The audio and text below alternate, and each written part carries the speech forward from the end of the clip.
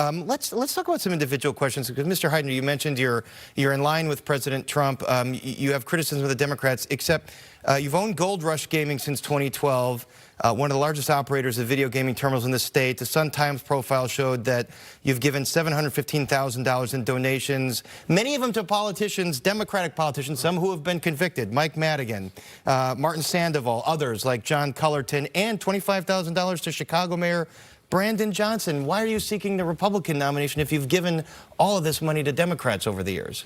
Well, I'm a businessman in Illinois. I've been a businessman in Illinois for almost 50 years. And, you know, I work with both sides of the aisle. I always have. You know, you talk about Brandon Johnson. You know, I gave $100,000 to Paul Vallis. And, you know, Paul didn't win. And then someone reached out to me, a very good friend, and said, Rick, you know, I'm trying to help him retire his debt. Would you be interested? And it was a difficult decision for me to make, but my good friend asked me if I would help. So I did.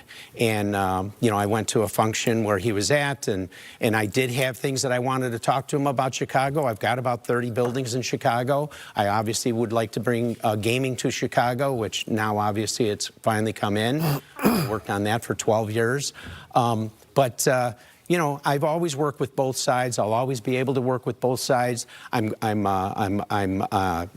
very well respected by the Democrats. I'm very well respected by the Republicans, and I think it's a huge asset. You know, I have other people here who think that you ever work with a Democrat, well, good luck being the governor and not working with Democrats. So, you know, they have the majority, and I'm going to have an open door policy, and they can't wait to come in and talk to me, to be honest with you. And there was also, I've talked to many of them since I've gone to run, and they've actually called me and thanked me for running. But there was also a license that you were seeking for a racetrack and a casino that was then pulled by the governor out of, from what I recall, concerns about potential ties to organized crime, or some money that you've gotten that had some affiliation with that.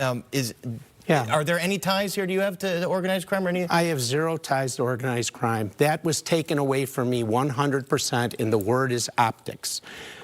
It was 100% optics on how it looked for him, and that was such a debacle. That was such an unbelievable. Here, that's the same thing as we can go back to the 326 acres in Arlington Heights. Okay, look at the 280 acres now that I was going to develop in Tinley Park. That would have brought hundreds of millions of tax dollars, thousands and thousands of jobs, saved the entire horse racing industry. There was going to be 20 acres of veteran homes there that I was actually developing and giving them that property. There was going to be a 224-room, not Hyatt Hotel, but W Hotel.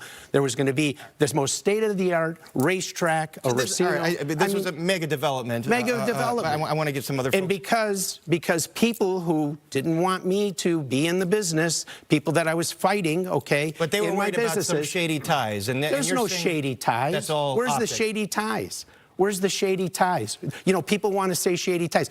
People don't come with a, you know, Sandoval didn't come with a thing on his head saying I'm a criminal. Right. Okay? He was indicted. And he was indicted. Right. Listen, there was a subpoena.